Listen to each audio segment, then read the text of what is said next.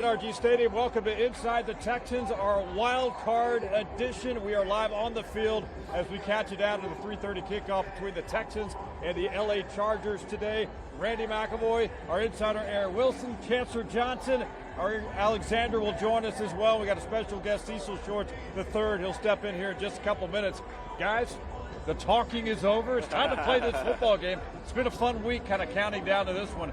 This is a great wild card round matchup between two really good teams. Yes. And per usual, the Houston Texans are kicking off wild card weekend in that Saturday afternoon slot, taking on the Los Angeles Chargers. And to me, this is a really good matchup, right? The Los Angeles Chargers come in really hot, winners of 8 out of their last 11 games, and they come to this game as favorites, even with the Houston Texans, divisional winners, won 10 games this year, and at home. And yet the Houston Texans are the underdogs. National media has been talking about them in a not so one guy named fashion. Rex. One guy named Rex who's out there searching for a job as well. We'll talk more about that throughout the show, but Houston Texans have an opportunity for the second straight year to win the wild card weekend and move on to the divisional round. Right, and C.J. Stroud offered a pretty good reminder.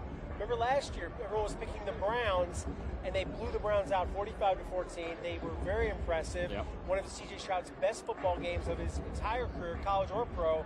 So you can't rule out that they might be inspired today and have that kind of performance. And I see these guys wearing the Tank Dell shirts that Bruce Thompson from Dreamathon made.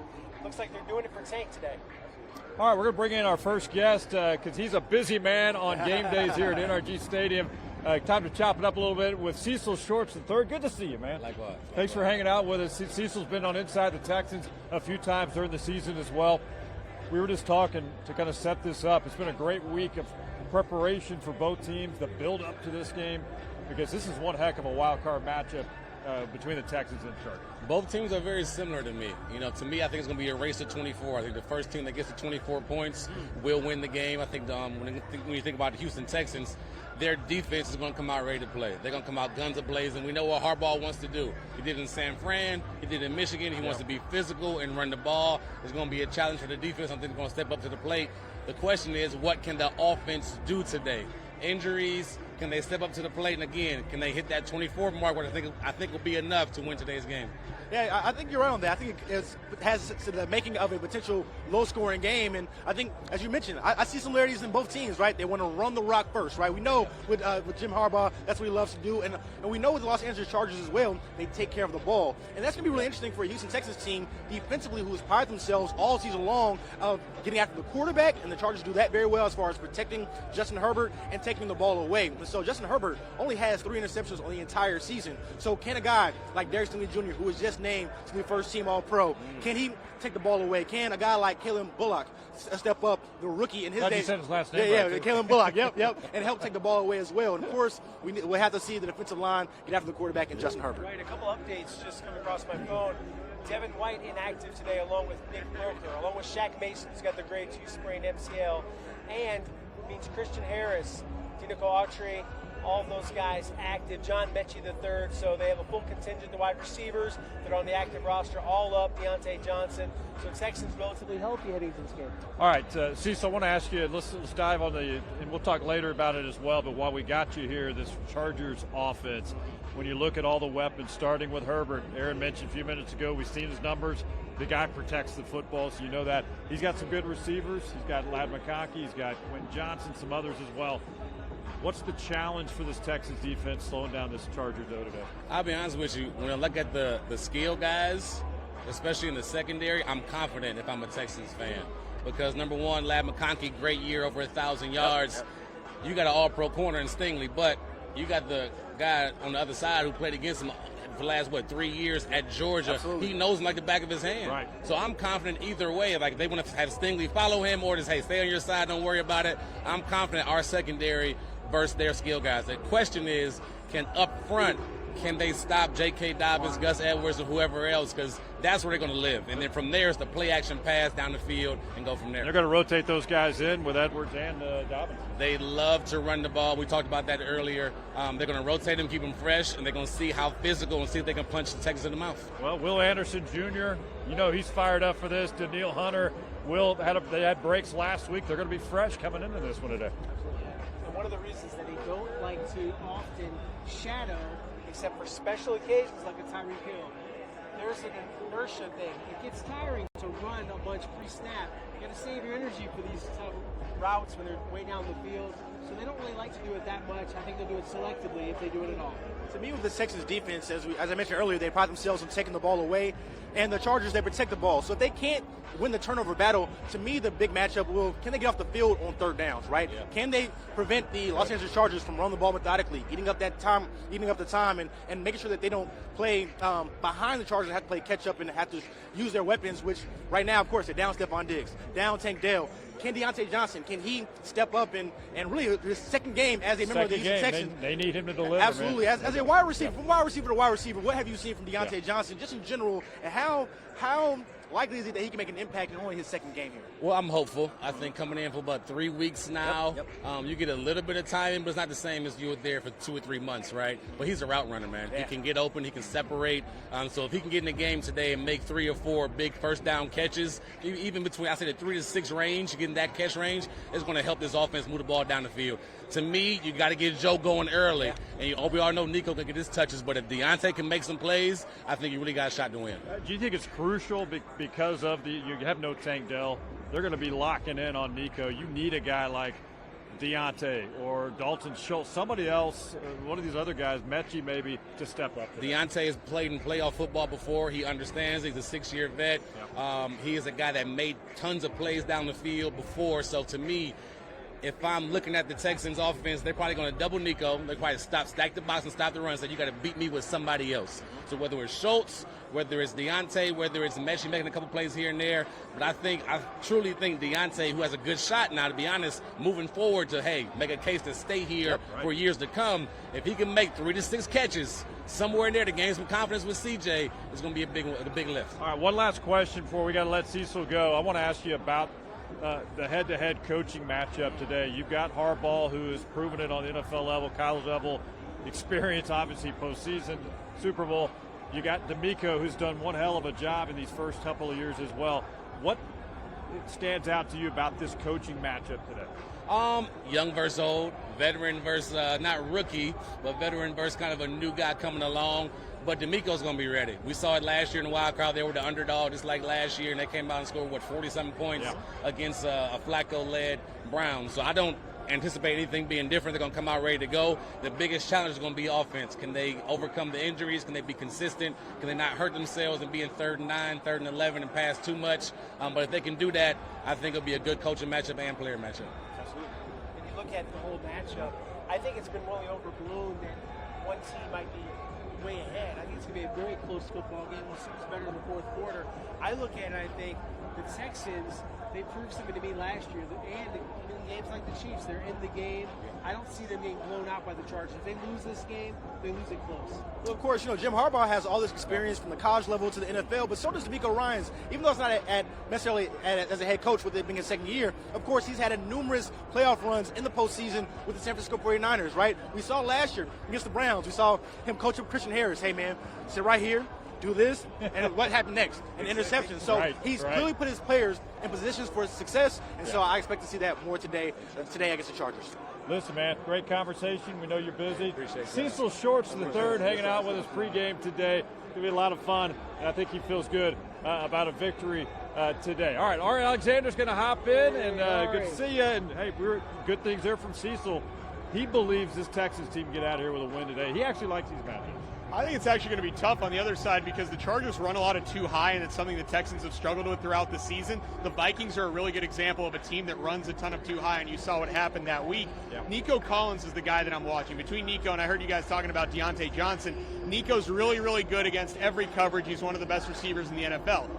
However, he's not as good against too high. The Chargers' 6th highest rate of too high in the league. So if C.J. Stroud is targeting Nico heavily, potential for a drop-off there. As Cecil mentioned, could they be bracketing Nico Collins? He's really your one true receiving threat, and then you stack the box for Joe Mixon. I think they will. They're going to be all over Nico. So then who's got to step up? Dalton Schultz, Deontay Johnson, or one of these other guys, a Robert Woods, John Mechie. These are not guys that are used to stepping up in that sense. Maybe Deontay Johnson. But as we've talked about, he's been there 3 weeks. Guy's been here 5 minutes. And you're now expecting him to potentially draw the most targets because they could bracket Nico, and Nico not quite as good against the too high. I am worried about what the Texans offense can do. I mean, I look at some of these other receivers, let's say Schultz or Mechie, Deontay. Give me 3, 4, 5, maybe 6 catches. I mean, if you could just deliver a little bit of a balance and get a little bit of pressure off of Nico Collins, because, man, there's no doubt the Chargers are ready to lock down Nico, or at least attempt to do it. Right, and the split safety alignment, as important as it is, it's who's lining up at safety. It's Derwin James, the all-pro, rangy guy, and he's all over the field. They blitz him, they have him do deep middle, they have him over the top. He does everything. He's got great speed, so they have to account for him. If you look at what C.J. Stroud's got to do, he's got to be able to look at other wide receivers besides Nico Collins, and the player I'm the most confident in would be Deontay Johnson. I know Deontay just got here, but he showed me the ability to get open in practice. I watched him in the Titans game. For him to make a couple of catches after just getting here, just learning the playbook, I know he's on a lot of teams. I've heard he's been a pleasure to work with here. They say they're going to increase his role. I believe them. I see targets for Deontay Johnson coming. There's a lot of talk about the wide receivers, but the wide receivers can't catch the ball if the offensive line doesn't protect C.J. Stroud. And that's been the Houston Texans' Achilles heel all season long, protecting their franchise QB. And we know that the Los Angeles Chargers, they have a really good up front, right? Of course, you have Derwin James, who very versatile defender for the Los Angeles Chargers. You have the Bosa brother as well, too, who can get after the quarterback. So the Texans, they struggle primarily on stunts. But if they can protect C.J. Stroud, that allows those wide receivers to get open. But also, too, the Houston Texans, their formula for success, especially early in the season, when they started out 6-2, was Joe Mixon, right?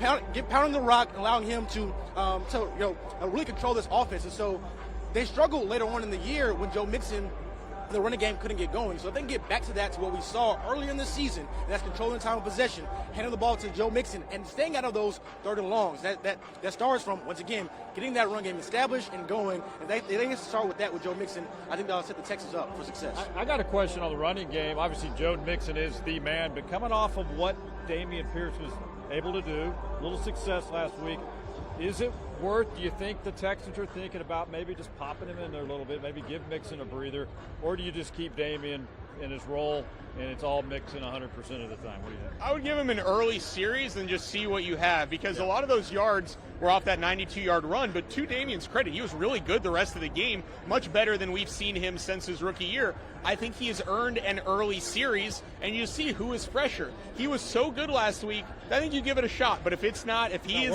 if it's some of the things that we saw the past couple of years with Dameon, where he's not necessarily reading his blocks, or he's not used to the scheme, or running in the scheme as well as Joe Mixon would be, then you got Joe Mixon for a reason. Joe Mixon's been running 20-25 carries all year. Feed Joe. But if, say they do that and it works, I mean, how big of a bonus would that be? You give Mixon just a quick breather maybe a couple of times in this football game. Randy, I agree with that, and they cannot abandon this running game. Even if it's not working, sometimes you got to be stubborn with the run. You got to bruise up the defense a little bit, and Bobby Slowick has shown a alarming tendency to just give up on the run if he doesn't have initial success. You've got to stick with it. You got to make the defense rested for your defense. You can't just run out of there, throw 3 passes, and you're out of there. I think they've got to think about clock management, and they've got to think about being physical with the other team. That's the best way to slow down a pass rush, and they've got so many pass rushers. I think you've got to run the ball. It's why Joe Mixon has got a $27 million contract. Give him the ball. It's certainly worth giving Dameon Pierce a series or two. But at the end of the day, they have Joe Mixon, a guy who's battle-tested in the playoffs, a guy who's went to a Super Bowl, a guy who's went to 2 AFC championships. And we're talking to him this week. He's a guy who wants to rock. Give me the ball, right? And so, once again, the Texans had their most success early this season when they were able to get him going. So I expect for them to rely on him once again today. Yes, it goes back to your point on the offensive line. They made some changes, and it was successful.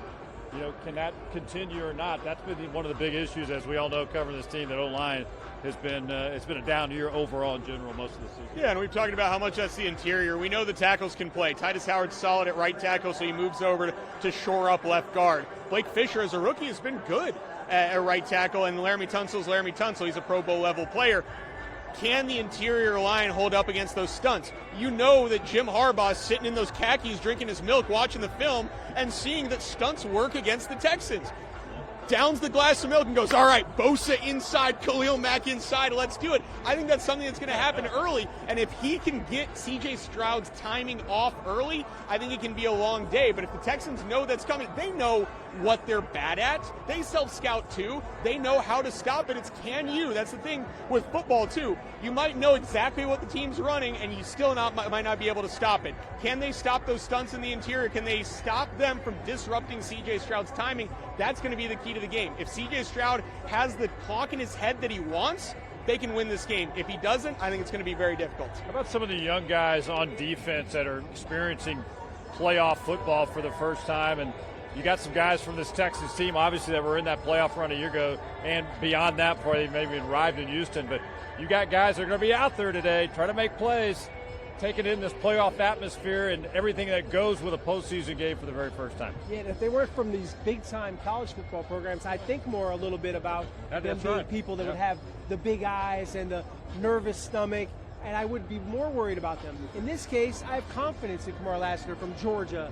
I have confidence in Kalen Bullock from USC. These guys have been in big-time games. They're not afraid of the moment, and they've got a ton of interceptions and reasons to have confidence under their belt.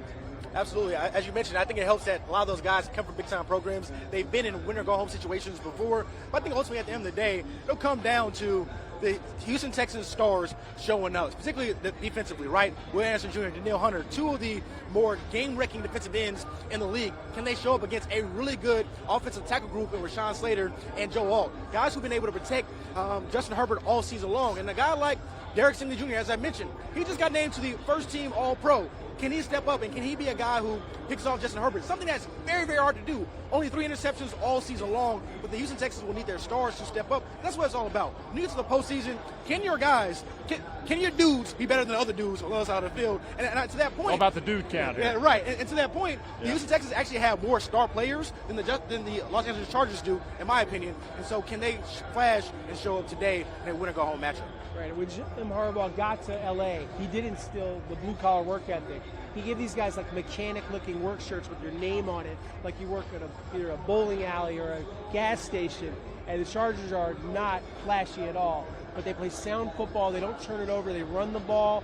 They've got a quarterback that can run, and they play physical. They're a hard-hitting team.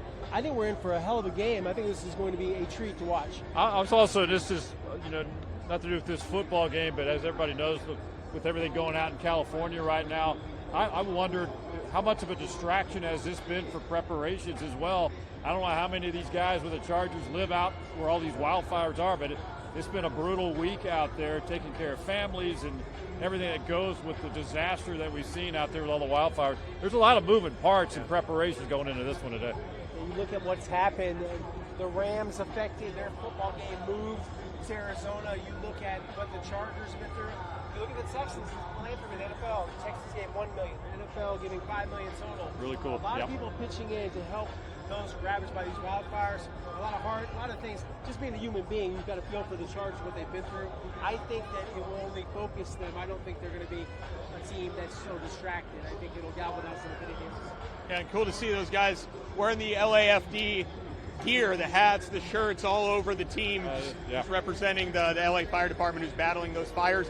It is tough when there is potential that some of these guys could lose things and just what their family's going through. You heard already be without a house right now. Right, and you hear a guy like J.J. Redick was talking about what he's lost in the fire. It touches sports throughout everywhere. This is where these people live, and you can't control nature. You can't control things that, the people from the LA Fire Department are out there fighting this. That's why they're representing them here. But again, this is also professional sports. These guys know how to take that, put it aside for the 3-4 hours that you have to play a football game, and then you get back to real life, because whatever happens is on this field. You can't control what's going on with a wildfire on this football field. I don't think it's going to be a distraction for them. It's a sad situation. I think we'll be able to kind of see really early on how locked in Los Angeles Chargers are. But, of course, once you lace them up and they blow that whistle, and we're talking about a game as physical as football and a win-or-go-home situation, I expect the Los Angeles Chargers to show up today, but definitely thinking of everybody back home in Los Angeles. Jim Harbaugh and how his teams have focused over the years. They've always been good at the big games.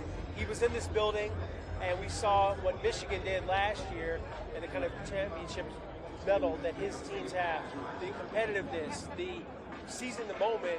I think that's what Jim Harbaugh is all about. I've covered him many years, covered him in the Super Bowl when he's playing his brother, losing to his brother in a big game. But his team was ready to play, and I think they'll be ready to play today, and so will the Texans. I expect a outstanding competitive game. I love the matchups, especially in the trenches, the line of scrimmage. That's really where this game's going to be decided. All right, just to reset, we're counting down. We'll be here another just about 10 minutes or less now on this live pregame show.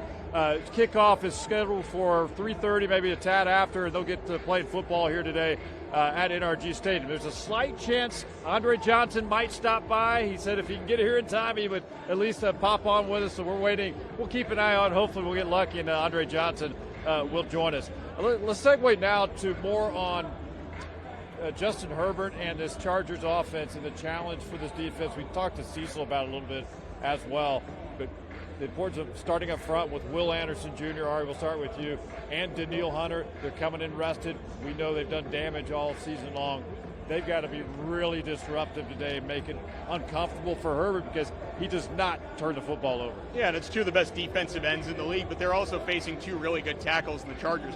Joe Alt, there's a reason they drafted him to protect Justin Herbert. Rashawn Slater from Sugarland, by the way, he has been excellent this year. So they have two really good bookends. The Texans had strength on strength in that sense. But for Herbert, the emergence of a rookie wide receiver in Ladd McConkey, who's been phenomenal this year, and Quentin Johnson, who they drafted in the first round last year and was horrible at times. He was getting crushed for drops, for not getting open. Fantasy Points data does an average separation score, and Quentin Johnson was one of the worst in the league. He's better at it this year. He gets open. He catches the ball. He hasn't dropped a pass in something like 6 weeks. And then you have McConkey, who's getting that space underneath. He's a guy who's excellent on the top at average separation score out of all the rookie receivers. And you think about how many good rookie receivers there are this year. Not even talking about Marvin Harrison Jr., who's the first one picked. Brian Thomas, who we've seen a couple times, phenomenal. Malik Neighbors, phenomenal. Like, there's these guys around the league who are incredible, and Ladd McConkey is better at getting open than all of them. Do you chalk it up to the Harbaugh factor, the staff he's got, just the coaching these guys are good? Part of it, but also just sometimes these players are good. Sometimes they're underrated in the draft process. Here's a guy who was an all-pro, Amon-Ra St. Brown. Was a fourth-round pick, and he turned into an all-pro player. Sometimes scouts, as good as they are at their job, miss little things here and there, and a guy like that can break out. McConkey's a good example of it. Can't wait to watch him play in that battle today. Two former teammates as well there at Georgia. Yeah, he was a walk-on that earned a scholarship and turned himself into a second-round draft pick. How about that? And we've heard people doubt his speed. I would say that's a stereotype. He has run a 4.39 before. Legit fast guy, not just a route runner and a guy with hands. He is fast. Well, his rookie season, he had over 1,100 yards. That tells you how good Ladd McConkey has been on this season. So much so that D'Amico Ryans even admitted while he was scouting him last year during the offseason, he was like, man, how can we get this guy in our building? Of course, it didn't work out for the Houston Texans, but it's certainly working out for the Los Angeles Chargers. And so that's, as you mentioned, Ladd McConkey and Quentin Johnson, as Ari mentioned, last year he really struggled. And he faced a lot of criticism. First-round pick, he was supposed to be the guy for Justin Herbert. But he's turned things around this season. He's a guy who can stretch the floor for the Los Angeles Chargers, stretch the field, excuse me. And then, of course, too, the run game. J.K. Dobbins. We know Jim Harbaugh, he likes to run the rock, so expect Dobbins to get a lot of carries on this afternoon. Dobbins is kind of local, too. He lives out in Cyprus and trains out at Olin Athletics, so we see him a lot in the offseason, working hard. And we see a Ravens flavor to this team, not just Jim Harbaugh, but Joe Ortiz, their general manager, J.K. Dobbins and Gus Edwards, both former Ravens. They just got blown out by the Ravens. So hopefully the Texans are competitive, but they've seen this before. They know what these guys are about. But there's definitely, including their defense coordinator, Jesse Minter, a lot of parallels here. And it's very similar to a Baltimore style, how they like to play football. And that's the weapons on this Los Angeles Chargers team. But, of course, they're led by Justin Herbert, who's one of the best quarterbacks in the league. As we mentioned earlier on the show, he protects the football, but he can also make all the throws. It doesn't matter if it's deep, short, intermediate, he can make all of them. And on top of that, he also adds threat on running the ball as well. He's a big guy who can take a lick. And so if on third down, you're too busy worried about Ladd McConkey, you're too busy worried about Quentin Johnson, he's a guy who can tuck the ball and pick up some yards and get a first down. So the Houston Texans will have to watch for that as well. We got about 5 minutes or so before we wrap it up here. Pregame again, leading up to the kickoff, roughly 3:30 or so here at NRG Stadium. I want to ask you guys about all the factors that go in not only a regular season game, or we'll start with you, but a playoff game. There's a really good atmosphere here on game days, most weeks when the fans get their seats.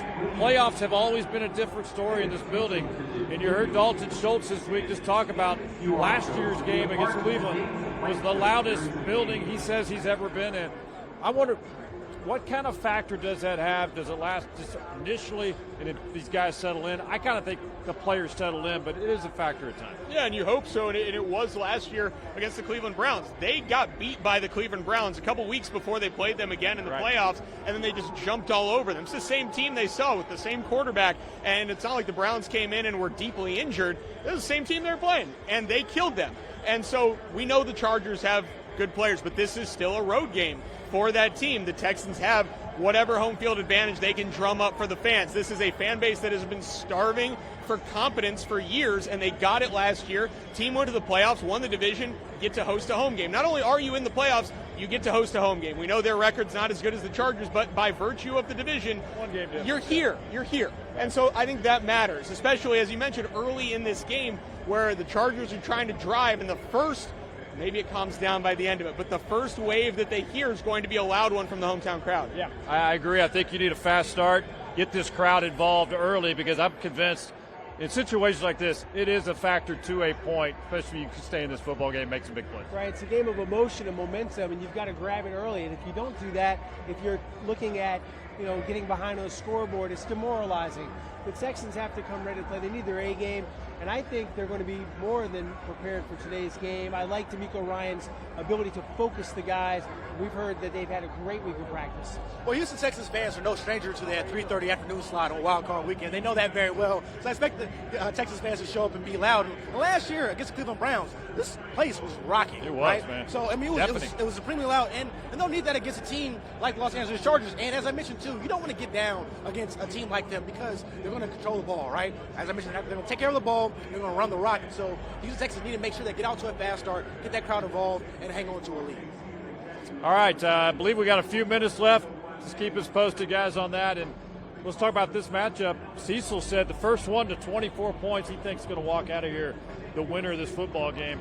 Gut feeling on low scoring, high scoring. Who's going to get this win today? I think low scoring, I'm not sure the Texans can necessarily keep up in a high scoring game. We've seen that they just haven't scored a lot this year. This isn't the same offense as we saw last year where they're going 40-37 or whatever against the Buccaneers. This has been low scoring games other than like the Patriots pretty much throughout the season, especially late in the year here. Beat the Dolphins 20-12. Like you're in the 20s against the Chiefs. Like they've been playing low scoring games for a while. The Chargers are a team that has a good defense. The Chargers can explode on you, but I think the Texans are too good of a defense for that to happen. I like that 24-21 range. I think Cecil's onto something. All right, I'm going to go 21-17 Texans. I think it's going to be a low-scoring game. These defenses, I think, are going to step up. I don't think there's going to be a ton of points in this game today. I'm going to be unpopular. I'm going to switch my pick. All right. And I feel like the Chargers win by a field goal. I just think the Chargers have more edges and they make less mistakes. That's my concern about the Texans. They're a team that's prone to mistakes and 1-5 against teams with winning records this year. Well, I feel a lot better about the Houston Texans today than I did when I realized the Chargers were going to pay the Los Angeles Chargers. I have the Houston Texans 27-24. So the first one is 27. Okay. I think I can see a Kaimi Fairbairn game winner. I think it's going to be a close game throughout. I have the Houston Texans. A walk-off, maybe? A walk-off winner. But to me, I think it's going to be controlled. I think the matchup, as D'Amico Ryan said, is going to be won in the trenches. Can the Houston Texans protect C.J. Stroud? And can Danielle Hunter and Will Henderson get after Justin Herbert? All right, so there you have it. We're going to wind it down right here, our live pregame show. A lot of activity going on. Some fans starting to file in now. We just saw Cal and Hannah McNair walk by. The star power level is increasing by the minute as we get ready for kickoff tonight. Again, we had hoped to have Andre Johnson, and he did not make it in time, but we're trying to catch up with him soon for sure. I know he'll be here during the course of this football game. So we're going to wrap it up for now. Thanks for watching here on Click2Houston.com. For Ari Alexander, Randy McFord, alongside Aaron Wilson and Chancellor Johnson. So long for now from NRG Stadium. Playoff football is here. Texas Chargers will kick it off this afternoon. Coverage coming up later tonight on KPRC 2. So long for now.